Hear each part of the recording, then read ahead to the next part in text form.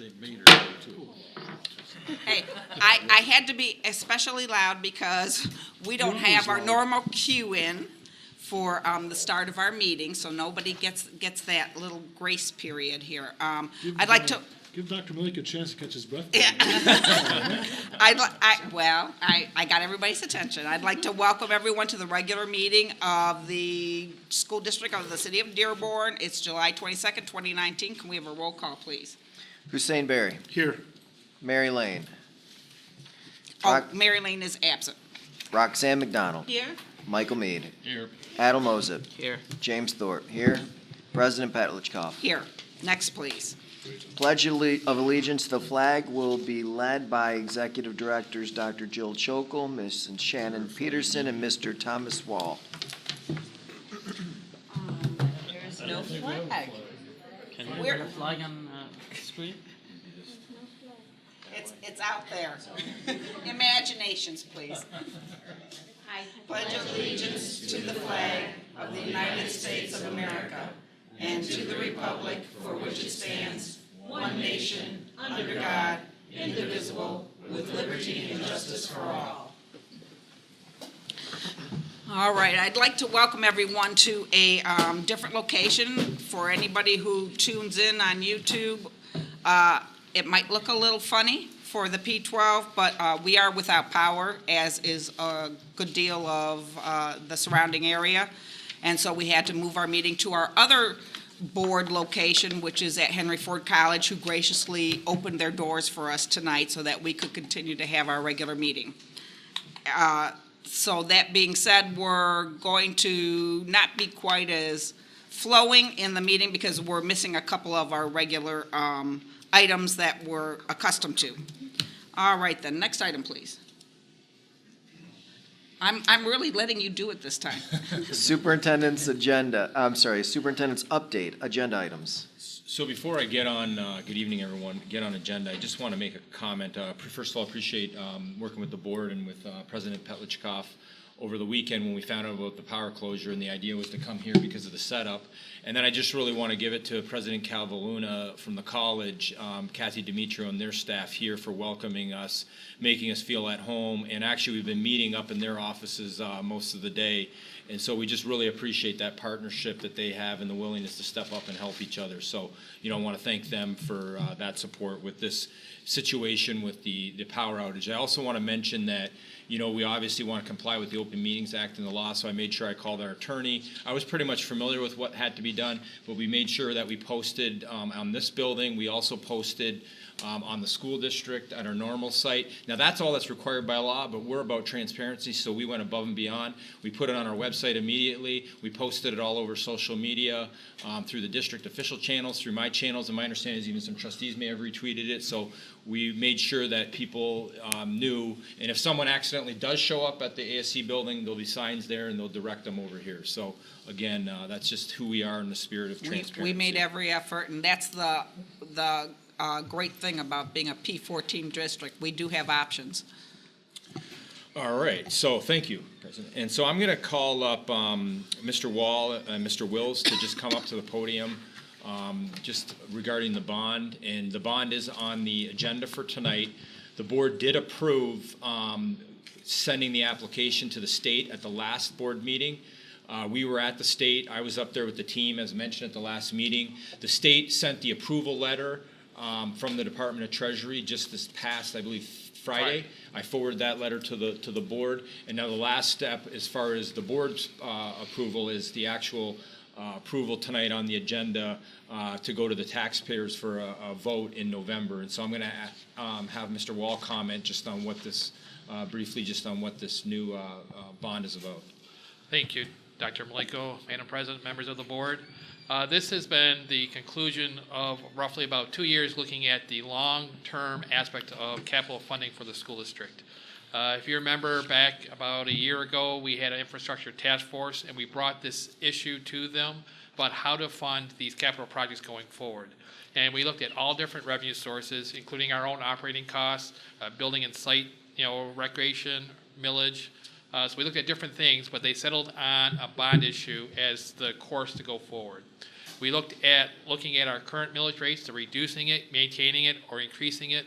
They'd stated they wanted to keep the no mill increase for this bond issue. So using that as our plan, we developed a plan that we went through it all. So this will be a new bond. So don't get confused with previous bondings, but maintaining our current 4.82 millage going forward. Now, if we don't do anything over time, that 4.82 will go down. So there's been a lot of discussion whether this is a tax increase or decrease.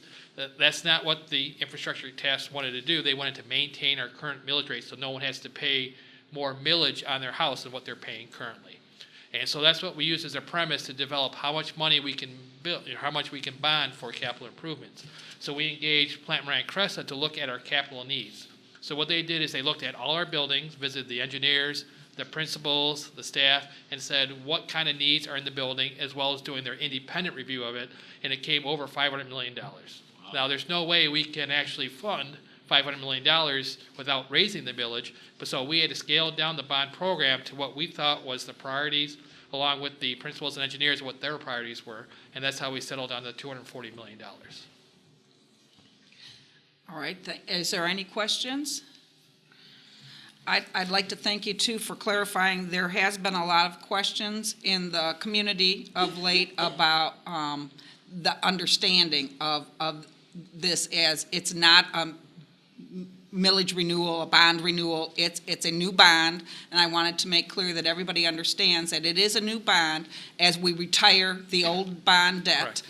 but that they will not see any increase in the tax that they are currently paying. The tax which is bills, they won't the see an bills, increase. The millage rate will remain the same, but we will have new money to utilize in order to invest in our properties. And I just want to make sure that everybody understands that we do have 34 buildings, that many of which, at least 10 are closing in on 100 years of age, and many, many more are over 70 years old. And as we move forward, we are going to need to continue to invest in maintaining those. It's an investment in our properties that is an investment in the community at large, because property values are reflected by the strength of your school community. So I just wanted to make it clear that, because some people were confused who were questioning me about what this was going to look like on their tax bills.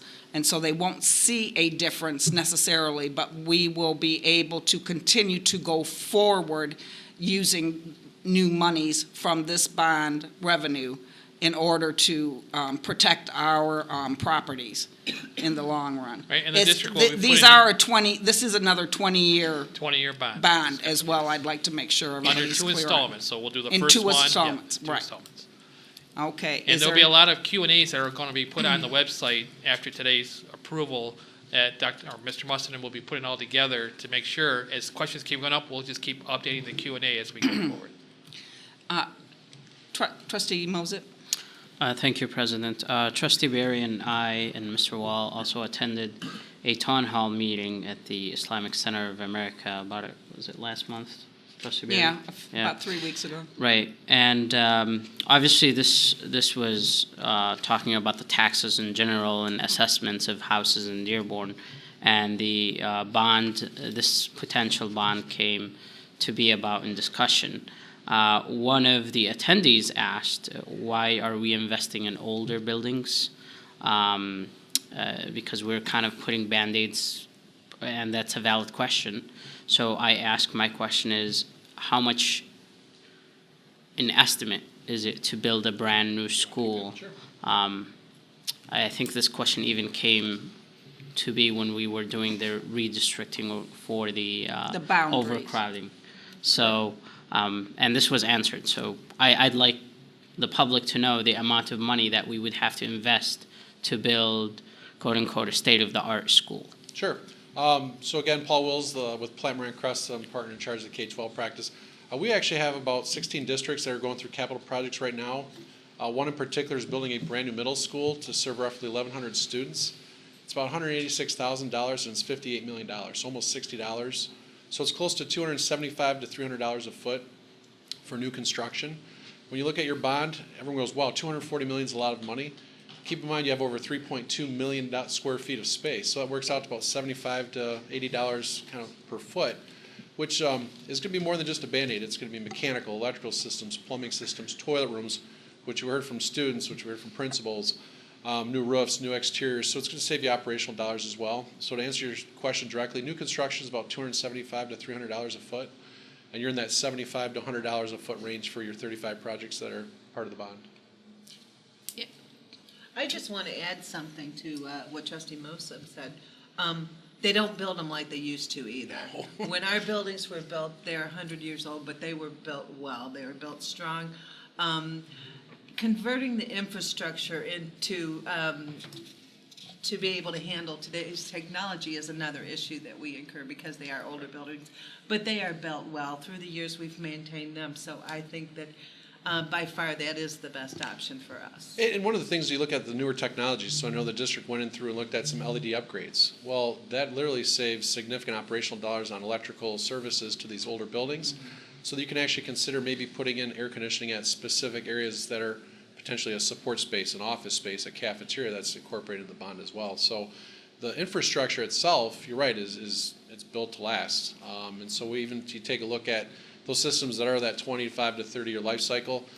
You've done a great job with the monies that you've had over the last 15 to 20 years.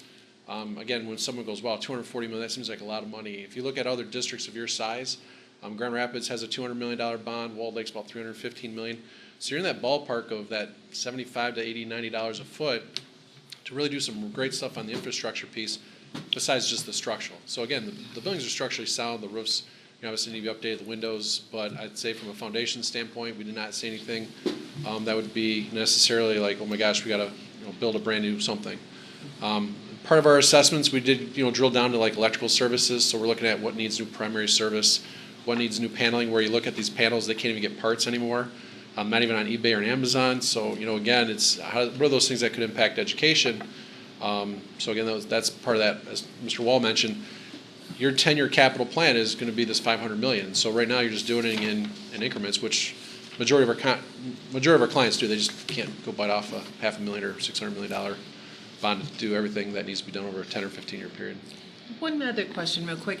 What is the difference between the lifespan of a new build as opposed to something that was built a century ago? Do you know? Sure. So if I may, so the Department of Treasury makes you fill out this nice thick book. It's about 240 pages, which has all 35 projects, what's being proposed in each of the projects. They also make you do a useful life calculation. So a new construction, more from a tax and audit standpoint, is 39 years.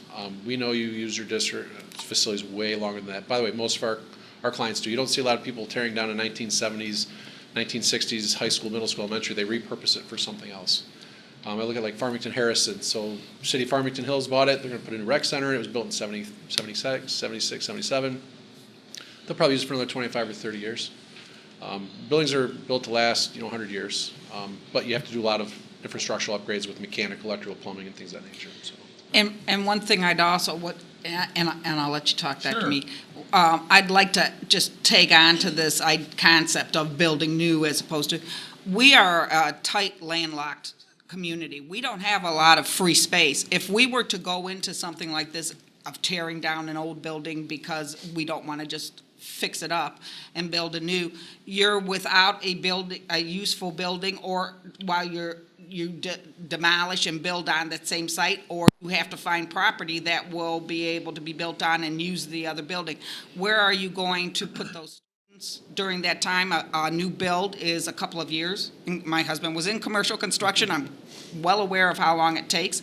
The disruption to the school district and the students would be tremendous while you would consider building new, and the options of having property to build upon are so limited within this community now. We are so built up that I really think that and we've done an excellent job in maintaining over the years our property, so it isn't like we've got holes in the roof and things sinking into the ground, but we do require a constant upkeep, just like anybody does with their own homes. And some of these homes are beautiful and historic. Yeah, I mean schools. So, I don't think anybody would want to see the demise of any of the buildings for a brand-new structure, just because that looks like a quick solution. Dr. Mead?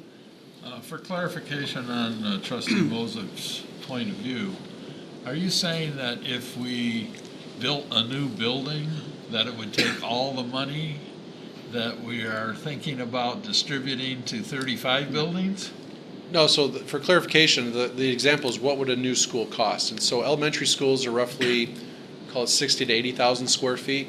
So what would that be in millions? So elementary school, you're probably looking at 15 to 16 million. Okay. Middle schools, again, you bring up a great point. The school or district we're working with, they're actually closing down 2 schools in 3 years and combining all 1,100 students into one. All right. They're also building on 40 acres of vacant land that they've owned since 19 whatevers.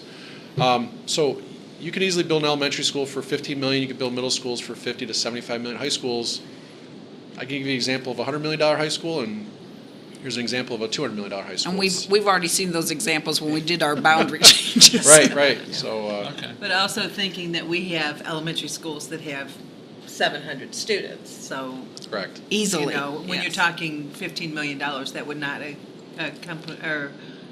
hold that amount of students. Yeah, so I look at like Workman Elementary in Plymouth, Canton. They have 750 students, and that was Okay. a $14-15 million school. That was Okay. on 20 acres of vacant land. So Okay. again, 20 acres of vacant. you know, you look at, it's really the ancillary support spaces. Do you need 1 gym or 2 gyms? Do you need an auditorium or no auditorium? Do you have 3 cycles of lunch or 2? And so some of the support spaces really will dictate how large that facility can be. So you could have a 100,000 square foot middle school, or you could have a 150 to 185,000 square foot middle school. And again, it's programmatically what you need from an academic perspective. And so from a bond, you know, someone said, well, what if we just build a new school? As Mr. Wall mentioned, trying to keep that existing millage rate the same, which equates to 240 million. And so again, I think at the April meeting, we talked about maybe a potential parking deck. That's $9 million that's not going somewhere else. And again, you have $500 million worth of need. So again, something potentially may not be able to get addressed in the next 10 years if you went direction A, B, or C. So. And I just say that we've been talking about this, went public in May of Yes. 2017, so there's been a lot of work, Mr. Wills and Tom, the committee, a lot of time put in. I think Trustee Thorpe even mentioned when you look at all the data going back 2 years, and we've been very transparent. We've had this on the agenda for 2 years, every meeting. You've been here every meeting since we brought you in, yeah. And prior to that, it was the infrastructure committee. So all those considerations that all the trustees, I appreciate the points that they're making, because we're all aware of that. So for example, this bond will help all students across all the district. If you were to choose specific, then you'd be choosing specific areas and buildings, and it wouldn't necessarily reach everyone if you were to build new buildings. And so that was part of it. The second is the land lock. We actually looked at that heavily with the consultants. You know, how could you, in a building that is, you know, tied and it's closed, and well, do you have enough space? Those conversations came up in administration. Well, how could you, even if you wanted to commit that way, it'd be very difficult unless you got land somewhere. And the last thing, I think it was mentioned by someone, was just the tradition of the buildings, you know, whether that be Fortson or Salina, and just the building itself. You know, we had the 100-year anniversary, and people are proud of the building that, you know, we were a part of. So I think a lot of those conversations, I guess I'm supporting all the comments by the trustees, because that has been heavily discussed in administration. It came through the recommendations, as I believe it was discussed heavily in the infrastructure committee, which was that community committee that ended up coming up with the final recommendation, which I'm proud that your recommendations tied so tightly to the community infrastructure committee. So I think that's important, because the community had an input into that process. So. Yes, Trustee Barry. I want to go back to that meeting that Mr. Walls, Trustee Moses, and I attended to. Before that, I'm blown away that we're actually having this conversation that, you know, about new buildings. Every time I try to bring it up, I think it's obvious where I stand. If you're going to make a long-term investment in your community, yes, of course, a newer building would be the right way to go. But the group that we attended the meeting, a few weeks ago, they had different concerns. I don't think they really understood the whole thing. And I'm glad Tom was there. We offered that, you know, Tom knows exactly what he's talking about here, but he didn't ask any questions. They were more concerned with their assessments of their houses. Right. And the comment made, if I remember right, is from now on, we're no more we're not supporting any more bonds. I went up there and I know I didn't tell them what they wanted to hear, but, you start beating up on schools, you don't have to worry about your taxable value because they'll start dropping down. But, that being said, the gentleman that made the comment about newer buildings did contact me next day. I did have a coffee with him. His argument was he understood, not everybody else in the room understood it, but he understood it, that the last time we went out for this bond that's going to get ready to retire, it was $150 million, and we got 4 brand-new buildings out of it. And that's a good argument. He says, what are we getting for our money here? I guess the question is, other than the press release that went out after the last meeting, what else have we done to put information out there what we're doing? Because people don't know. I've been following, blogs and some of the other discussions going on media, social media. People just don't know what we need. We're going on asking for $250 million, and they have no idea what we're going out there for. And those were very, very, very valid questions. So the actual qualification statement will be on the website, so everybody can look at it by building, and it's by category. A good example is that was actually in here is, if you recall, just this last week, we had a power outage at Bryan Elementary. The main feed that went into the line, this was actually going to replace that line and upgrade the electrical. So it's those kind of things that to make sure that our buildings are open and available for good educational for students on a daily basis. If we don't put this investment into the buildings, we're going to have more of those kind of issues that we're going to struggle providing a good educational product, and the kids don't know if they're going to go to school that day because we have a power outage. There's more air conditioning in here, so have more common areas so the kids can work on those hot days and do things. So those kind of things that we're looking at that are in this bond package. Well, I And understand it, just- but Well, Trustee Barry, I think the reason there hasn't been a lot published yet is because we had to vote on it first. We had to get approval from the state, we had to move it forward. So now that we're at this stage, I think now is when we really start to publicize Correct. all of what is going to be done with it. It isn't that we don't have it or it's not, it's that we had to wait until we had approval from the state to move forward with this to put bond. information out? Well, why would you put information out and then have the state tell you something different? That potentially we were not approved for this or that or something. I'm sure So- all 7 of us fielded some phone calls, and I fielded a lot of phone calls. People just. And we're ready now, and we will now move forward with putting the information out there in full force. And I can have David come up. David, could you come? Because Yeah. we've been talking, and that's exactly it. Once this is approved officially, then it's all information campaign. And- Sure. And So I know you have the experience. Yeah, absolutely. Not only, as Dr. Maleko pointed out, there's been discussions at the board meeting which generates its own set of, social media postings, and also is followed by local papers, and also the meetings are available on the website. There's been an article in every single edition of the First Bell pertaining to this bond issue, just some basic form of information. And the First Bell is mailed out to every single home in the community, not just school parents, every single home, all 35,000 homes. And those articles are also placed on our website. President Petchikoff is correct. We do wait until the board gives their final approval. We wait for the state's approval, then we wait for the board to give their final approval.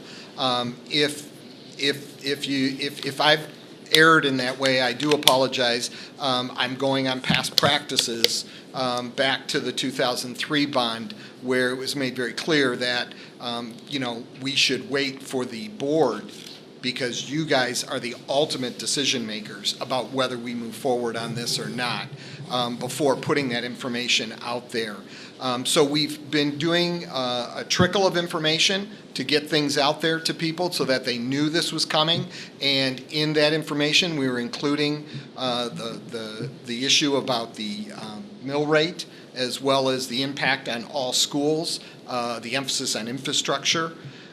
And so now that, as President Petchikoff said, now that the board is approving ballot language, now we can really ramp up our informational campaign. There's also a little bit of timing involved in all of this as well. We don't want to put information out back in December and January, and then people kind of forget about it, and then it's off their topic. And then also during the summertime, we lose a lot of our audience as well. People are just not in tune to school-related issues as much on a broader scale. Individuals very well may be, but we have found that in the summertime, we lose a large part of our audience. And so therefore, we wait until that August timeframe when people are starting to turn their minds back toward schools. If you even walk around some of our more, popular department stores, you'll see that the back-to-school things are starting now. They start in August, because this is when people are starting now to think about school issues. So we will obviously and absolutely begin ramping up our efforts and getting information out there, and I look forward to any suggestions or commentary that the board would like me to include in that informational campaign. I'm always willing to take suggestions and work with what you want me to put out there. Trustee Barry? Let's make sure I understand this. We didn't put information out because we're going to make the decisions, right? But we also have bosses out there, called taxpayers. And we were putting information out. We were putting information out there. Before the last meeting, because people claimed that they didn't see anything. There was information, like I said, we put information out regarding that there was a possible upcoming bond issue. What are we going to be spending the money on? At what point did we start Infrastructure putting that into information schools. The information included, that we would be doing, that the money was going for the infrastructure of our schools, and outlining that the infrastructure, capacity, safety and security, and air conditioning were the four main areas that the infrastructure committee brought forward, and that was the recommendation that went to the board. So that was the gist of our information that was going out. So Trustee Barry, just to be clear, are you looking for something that's more detailed? In like what each building is going to have? I know, I have attended the meetings, I've seen, the plan, okay? I'm talking about people out in the public that are going to make. Well, that's what I'm saying. Is Yeah, that I'm not the looking kind? for anything, I'm just. No, but is that the people- kind of information that you were considering being published? I'm not understanding your question. I don't know that we need, it can be available so people know every single project that's going to be worked Right. on, but really, this is an infrastructure project. And we have that has absolutely been, done and that in the and I past. have seen information out there in the public for the last couple of months about that. So I'm just saying, were they looking for more I detail than think that's that? what they were looking for. Most people had, knew that we were going that direction, but what do we need the money for? And you know what? And you are absolutely correct. In our past, in the 2013 bond, we Thank you. absolutely, once we got the go-ahead, we absolutely did that, Mr. Berry. We put every school, we had a list of what every school would And that's what I'm benefit, asking, is and that what you want? we will do that, absolutely. We will do that. We will do that, but until, the calls that But I got. I couldn't people do like- that until I knew what the state was going to approve. I couldn't put out there that we were going to do, this laundry list of items at Becker Elementary, and then the state was to say, no, you can't do those things, here's what you can do. So I really had to wait for the state's approval, and then I have to wait for the board's approval. So, but I will absolutely be doing that. And please, if there's anything you want me to do, call me, email me, Everybody I've talked to, Dave, straight up told me you've done a wonderful job. They've called your office. They got We have, information from and we you. got to- They asked and- you questions. You're doing a terrific job, but some people just don't pick up the phone and call. And They I don't understand call that. Trustee Thorpe or And that's Trustee why McDonald. it is my responsibility and the communications officer's responsibility to get that information. And if you hear that people aren't getting it, then please let me know, and we will do whatever we need to do to make sure people are getting that. Okay, thank you.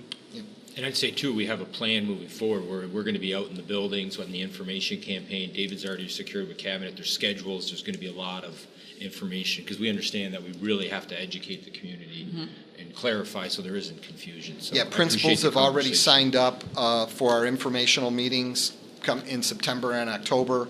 The sign-up sheet went out in the spring, and principals are already signing up for those meetings so that we'll be out in the community talking about this. So. Okay, are there any other questions or Comments? Okay, thank you very much. Next item, please. Oh, actually still on agenda. Oh, Just on the, unfortunately, you know, we're in a situation where we do have some layoffs, surplus. Layoffs is obviously someone's losing their job because of reductions. We've been looking at approximately 60 positions in reductions. We've been trying to do it through attrition so that individuals would not lose jobs. We've been trying to protect the classroom. I've been public about that. The boards mentioned it at the board meeting, at the finance committee, and so that's been our process. But sometimes you get into situations where certain certifications are occurring that you have to lay off because teachers are qualified to teach in a certain area. And so it's a very complicated process. And I think this year, we're actually kind of doing 2 years of cuts in one because we were able to withhold some of the cuts last year because we didn't want to disrupt classrooms mid-year. And a lot of us remember the mid-year cuts in 2010. Some of us do, that were very difficult. And so we don't like layoffs, we don't like recall, but we also, by state law, as the board approved, we have to balance the budget by law. Now, the state budget doesn't come out until, or they're not required to until the end of September, and so we had to estimate that. And right now, you know, there's a difference between, I think it's like 6-point-something million between the governor's plan for Dearborn and the House plan. And so obviously, we're advocating for our students, but the reality is we have to be fiscally responsible. I'm going to call up Mr. Cederlin and Ms. Mazza to come up, Mr. Cederlin from HR and Ms. Mazza, but I just want to comment that state law changed in 2011, and it required the board at the time, and I know because I created the policy at the time with Ms. Sipperly, to come up with a layoff and recall policy. It can no longer be in the contract. And it had to be a specific formula that was put into place. And so that first year, we did have some layoffs, but I'll remind a lot of people that back in the contract, we used to have, and some of the board trustees might remember, we would have on average 60 to sometimes up to 90 layoffs a year for several years. This was going on from 2004 up until approximately 2010, every year. Now, a lot would get called And back. I'm the only one who was Yeah. on the board Yeah. during that time period. So this process is more succinct as far as not, you know, and then you got health benefits and people get nervous and you don't want to lose teachers. And I know you're nodding, Jane, because you remember those times. And so this policy is better in that way. But there's also a provision for when you have to reduce at buildings. And we have had some communication, and I know it's unsettling. So surplus is that someone will still have a job, but they would no longer be at a specific building because there's not enough positions there. And so we've been trying to cut around the classroom, maintaining great class size. It's the best we've had since I've been in this district at the elementary level. I'm speaking specifically, and we've invested.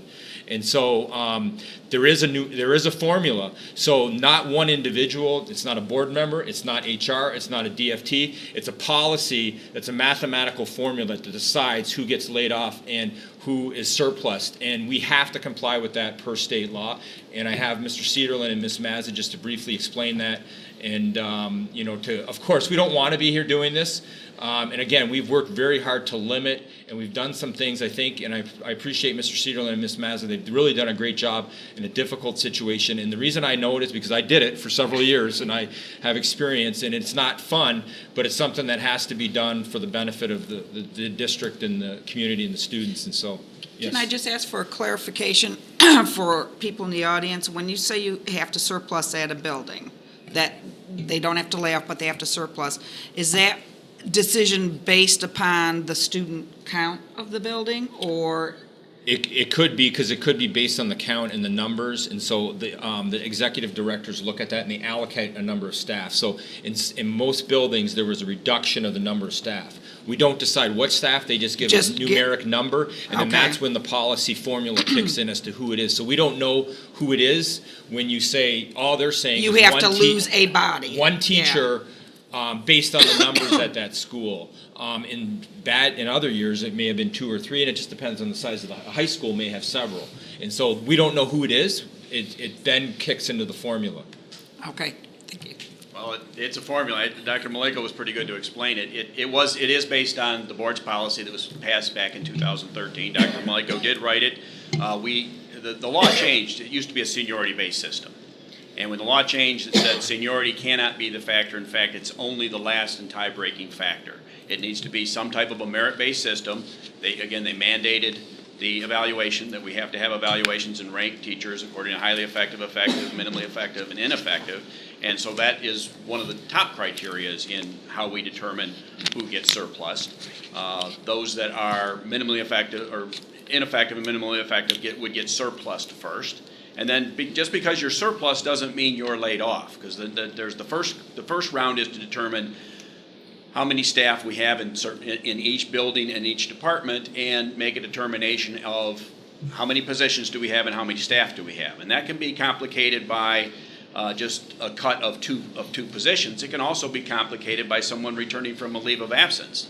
That can give you an extra staff person, and even though the building may not have lost a staff person, they got an extra staff person thrown into their building when someone returned from leave of absence. So the criteria is then based on the number one factor is certification. If you're a math teacher and the building's losing a social studies teacher, the math teachers aren't considered. We look at all the social studies teachers and make a determination based on all the rules, and there's what A through F, or there's like 5 or 6 different main criterias.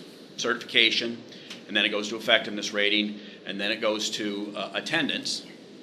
Well, actually, it goes to effectiveness rating, and those teachers, and most of the ones you're seeing on the list tonight, those teachers hired after the first of the year in the current school year.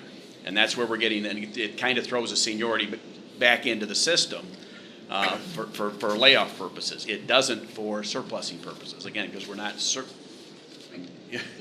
it is complex. So I don't know how much detail you want. Yeah, Jane and I sat together, and Chris Zipperly sat with us up until she retired to go through and make sure that the rules are properly administered. So and you guys take hours and hours. When I say it's this person, Jane will say, "Well, did you check this? Did you check that?" And I'll say, "No, I didn't. Thanks for pointing that," because there's a lot of quality control that goes into it by us working together collaboratively. Right, and just to call it a ballpark, I looked at my calendar, we've met over 10 times, and we're meeting again tomorrow, right? Because even though we have the names before the board for possible layoff, I should say, there's still people we have to place that were surplused.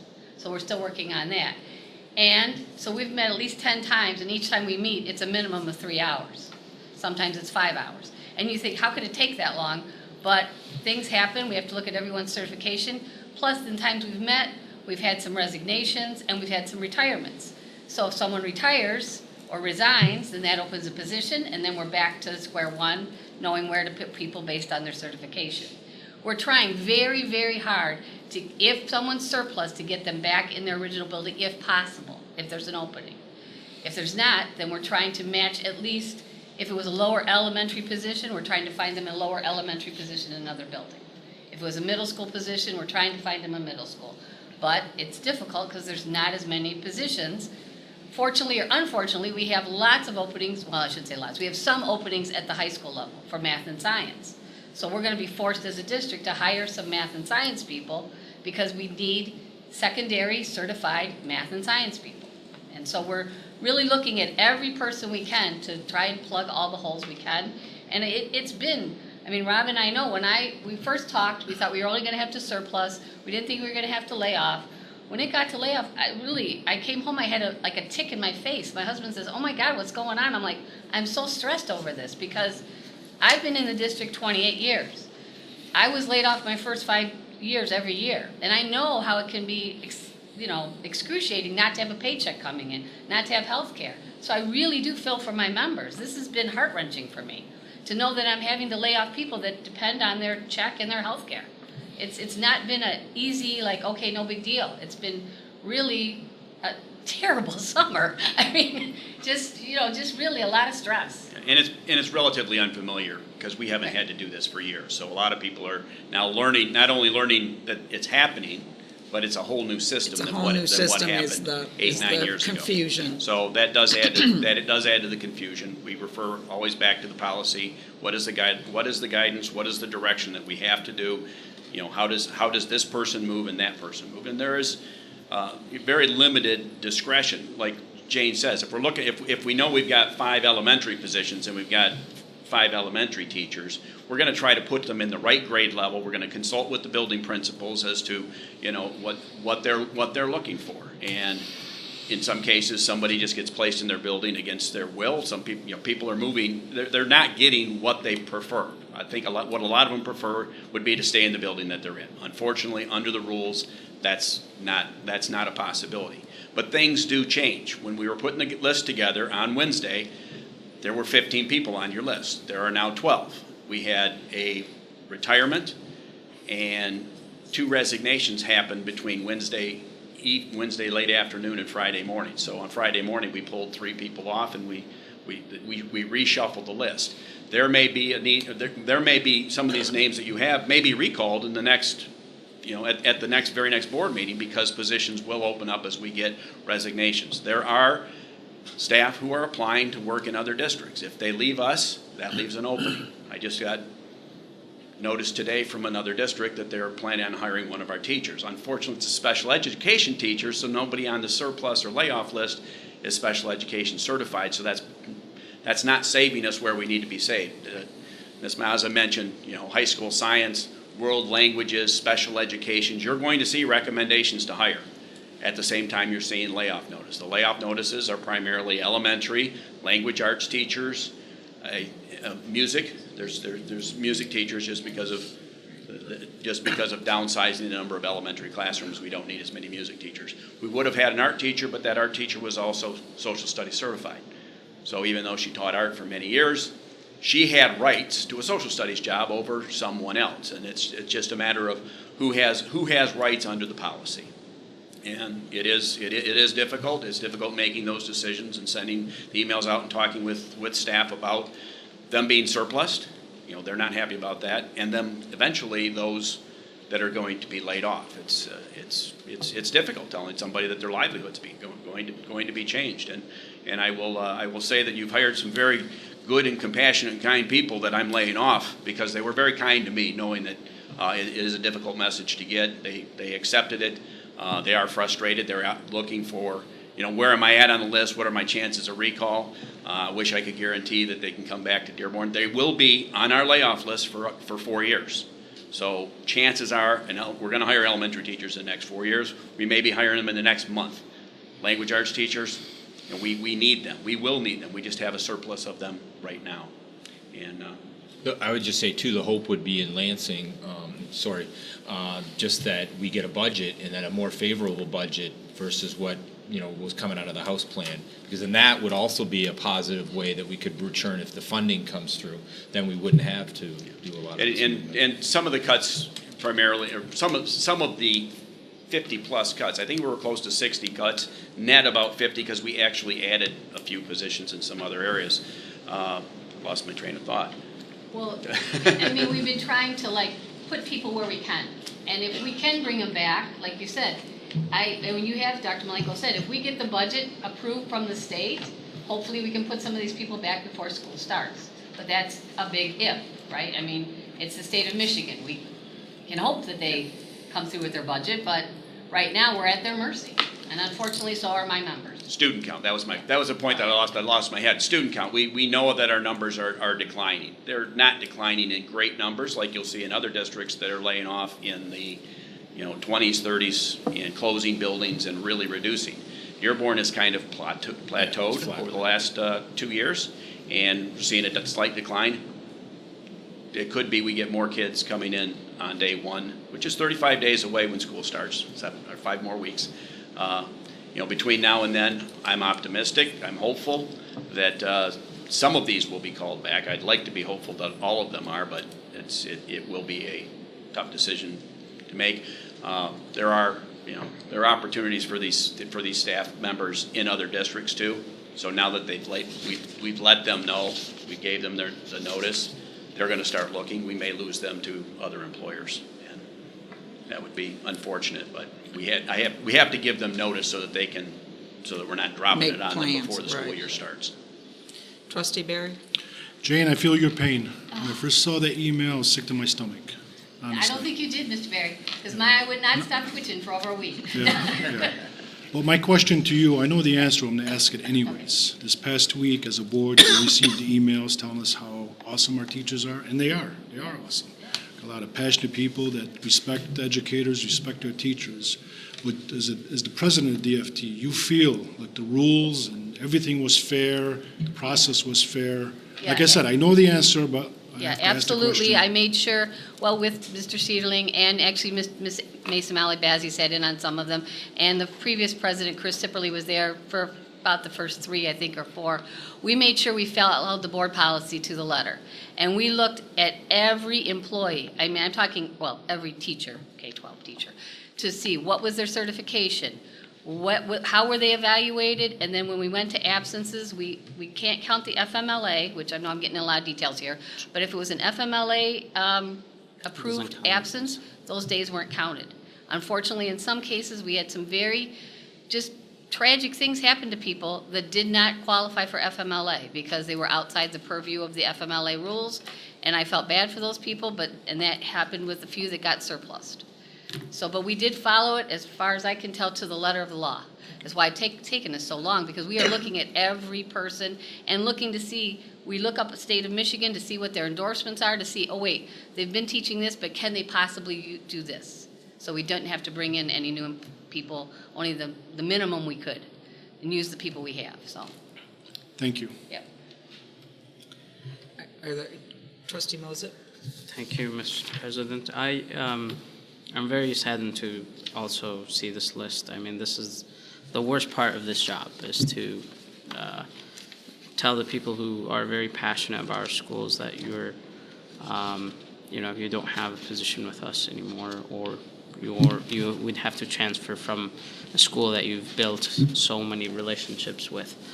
So my question is, the first thing is about why is it only teachers? Are we also looking at other non-teachers positions, like perhaps administrators as well?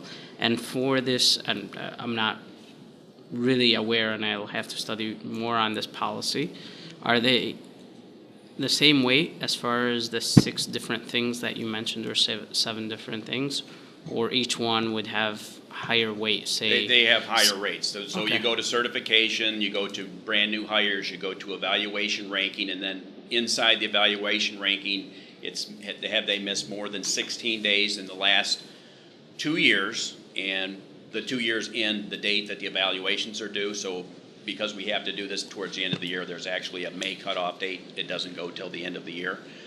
And then we look at any discipline over a certain number of days is a higher factor, and then any discipline. And then we look at professional development days. If they were absent on a professional development day and they missed professional development, that could be a criteria. And then the last one is seniority. Okay. And so we go step by step, and sometimes But you they're may all identify somebody with high absences, but they were also highly effective. But I'm saying, are they equal weight as far as you're taking all of this into consideration, not just go 1, okay, then let's go to 2? No, we go step by step. Oh. It's a step-by-step process. Okay. All right.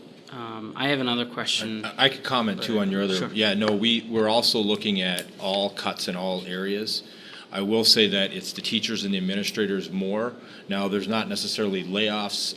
Well, we did have some administrative layoff, but what happens is that per state law, they're tenured in the district, so they go back into the teaching union. So there's been cabinet cut, and it's been, so what we tried to do, I think the issue is that the reason there's layoffs of the teachers because it's such a big unit and the certifications are so specific where there's flexibility in the other area. I can tell you there were some cuts in other areas like Green Sheet and other things, and Mr. Wall's gone over it in finance.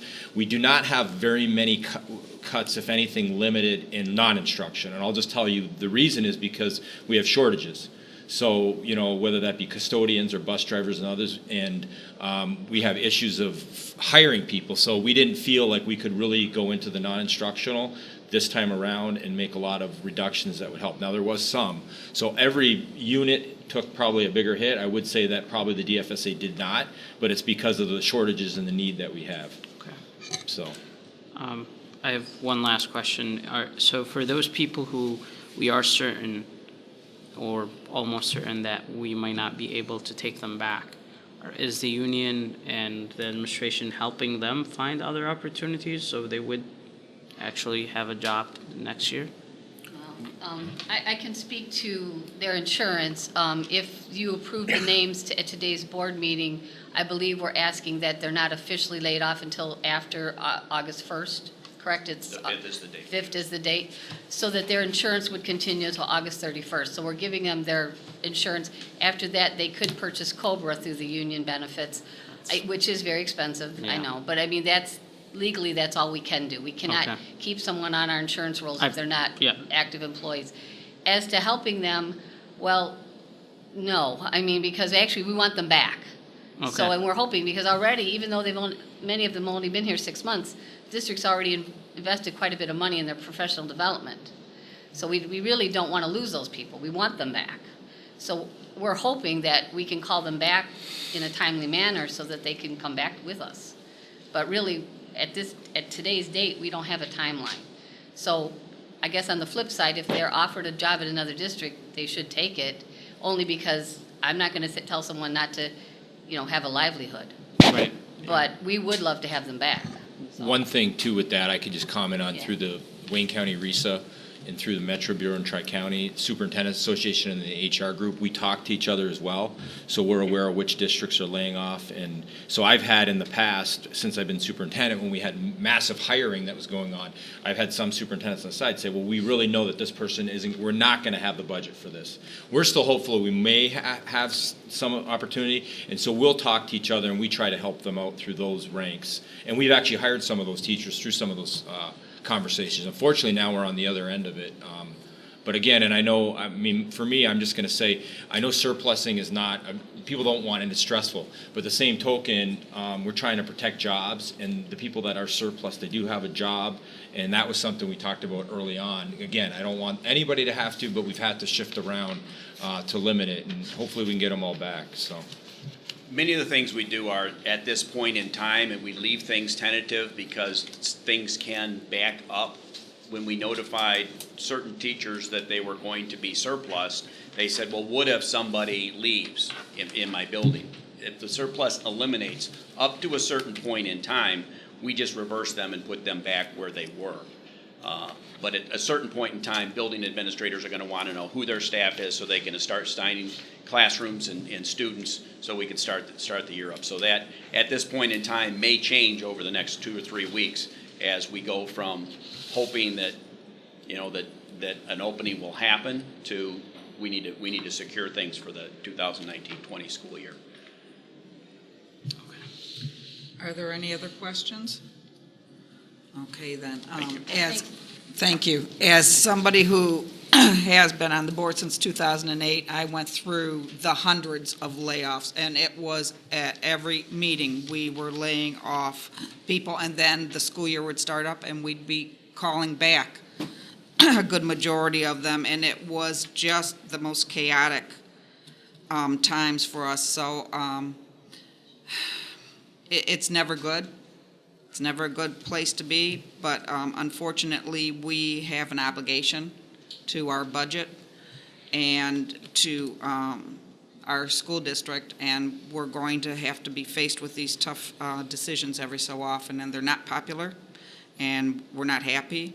The only thing I can say is that I'm really glad to see have gone, quite frankly, because I did it with the seniority, and every new teacher was marched out the door every year.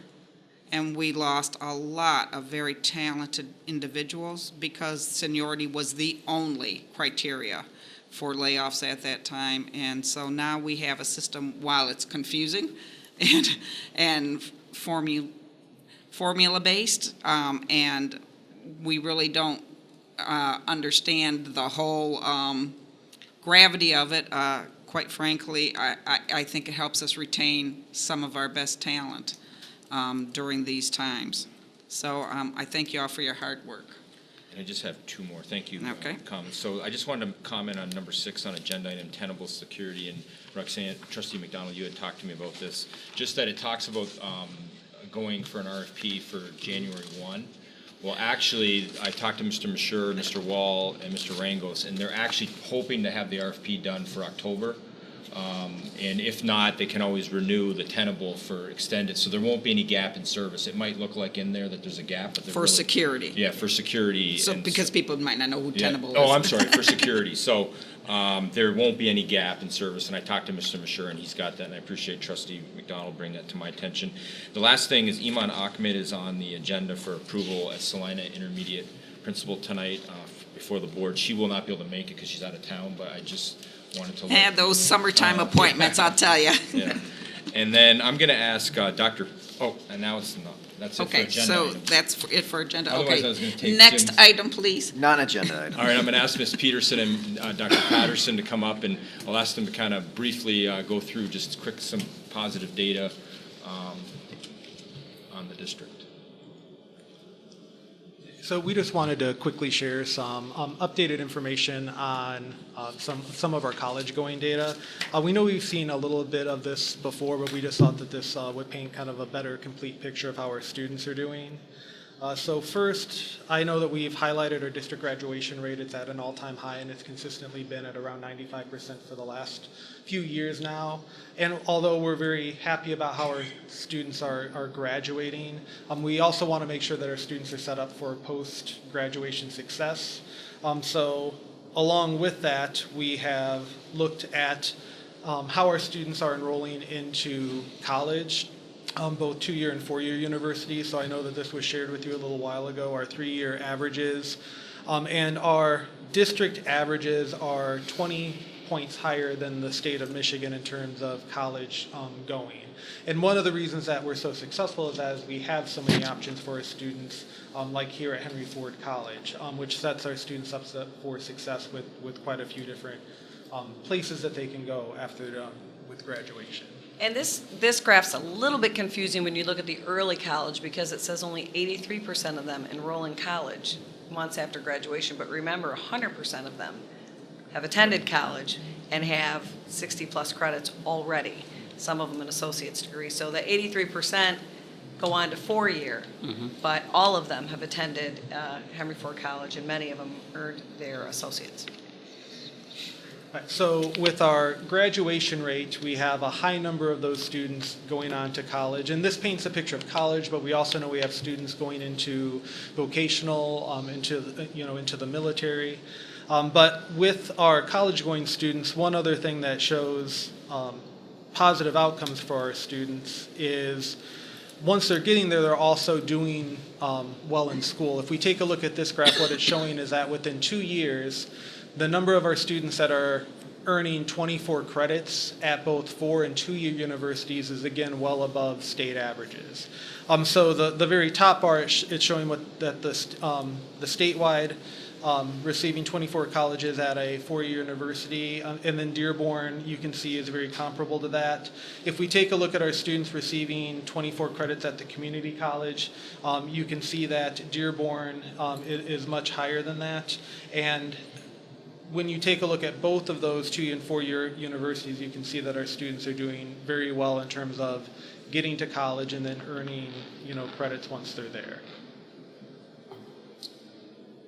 And the other thing that I always like to highlight is where our students go. And so we have students that attend Ivy League colleges.